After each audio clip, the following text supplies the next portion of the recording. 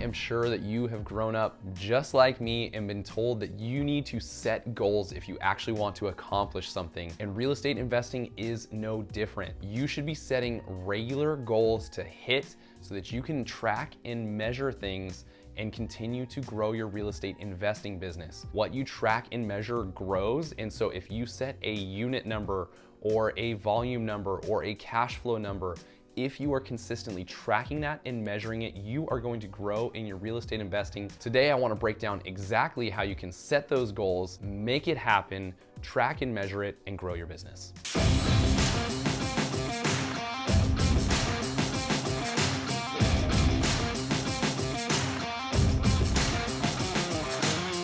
Hey guys, I'm Andrew Lewis, real estate investor and entrepreneur with over 10 years experience building and growing a real estate team and investing in real estate. Before we dive into today's video, make sure that you hit that like button, leave us a comment below, and don't forget to hit the subscribe button so you don't miss out on future videos. I'm here to help you break out of the 9-to-5, gain financial freedom, and grow wealth through real estate.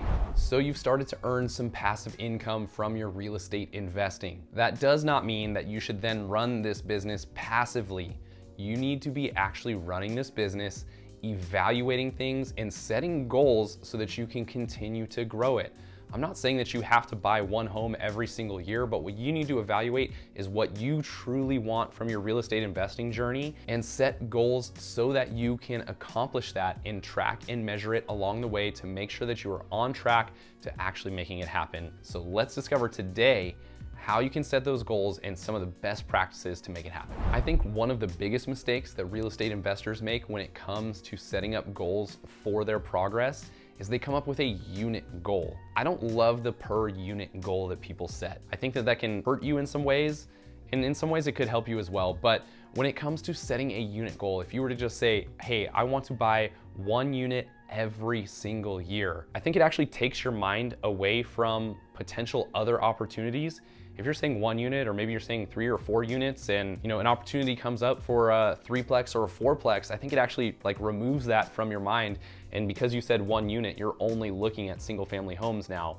And so it actually takes away from some opportunities that you may have there. I also think that it can hold you back if you're setting a unit per year goal or per 5-year goal, because hey, if you buy something right at the beginning of that 1 year, then it kind of puts you in cruise control and you're not keeping your eye as open as you should for future deals. So I'm not in love with a per unit goal, but I want to share with you other ways that you can set those goals, track and measure things to make sure that you're growing your real estate investing business.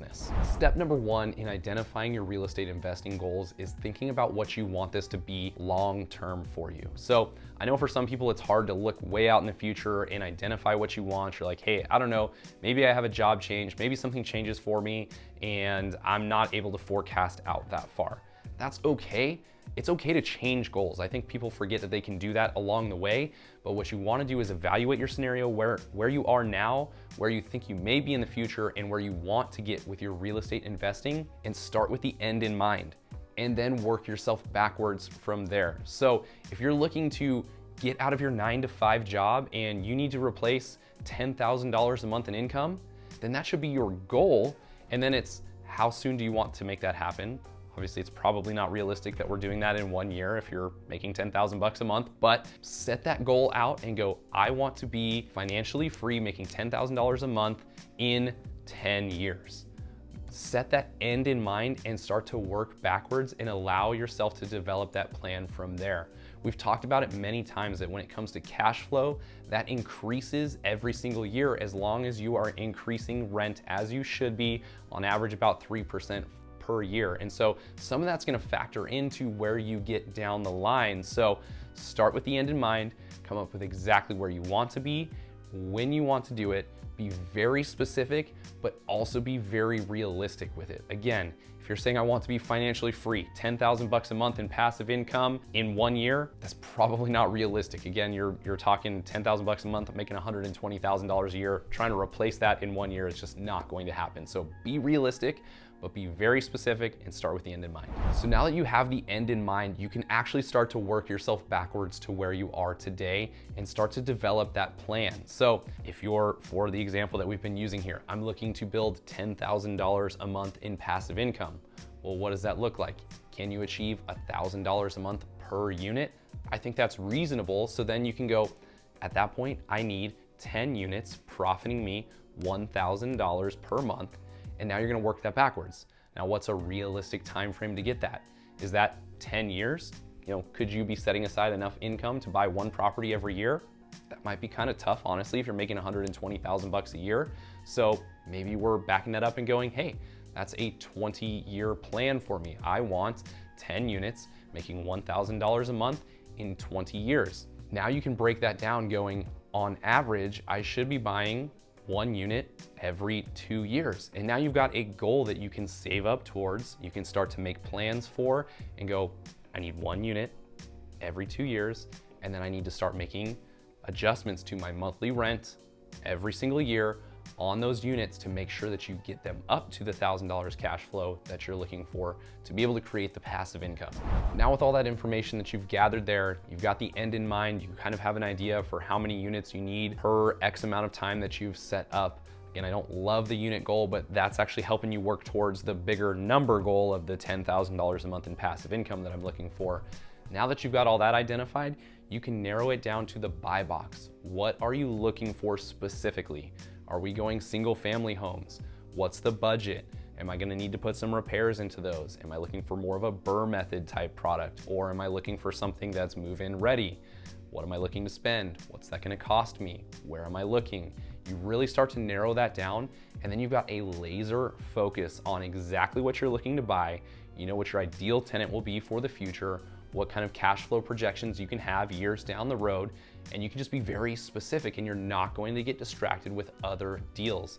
As long as you keep that end in mind on where you're going with it, you won't get distracted, and it's gonna keep you from making bad deals down the road and jumping into something that's just not in your wheelhouse, not something that can generate the cash flow that you're looking for. So now you've been able to set a goal for exactly where you're going, how many units you need in X amount of time, what that buy box looks like, and now you can get aggressive in going after exactly what you're looking for to help work you towards that goal. So as we wrap it up here, I do just want to mention again, it's okay for these goals to change, right? If your end goal was $10,000 a month in passive income and things happen and all of a sudden you need to change that to more, or market shifts and things change, it's okay to adjust that goal. So don't be stuck to just that original plan, because you're gonna be beating yourself up. And even if you have to acquire something that's just a little bit outside that box to work towards that goal, as long as you're mostly within that buy box, that's okay. So continue working towards that goal, be okay and be flexible. If you have to adjust it to make things happen, life happens, things happen, jobs change, all of that, it's okay, so be flexible with it. I hope you found today's information useful. I hope it can help you create the goals to the financial freedom that you are looking for. If you enjoyed today's content, make sure that you hit that like button, leave us a comment below, put a comment with what your future goal is, what your long run end of game goal is. I'd love to hear from you. And as always, hit that subscribe button so you don't miss out on future videos. I'm here to help you break out of the 9 to 5, gain financial freedom, and grow wealth through real estate. See you next time.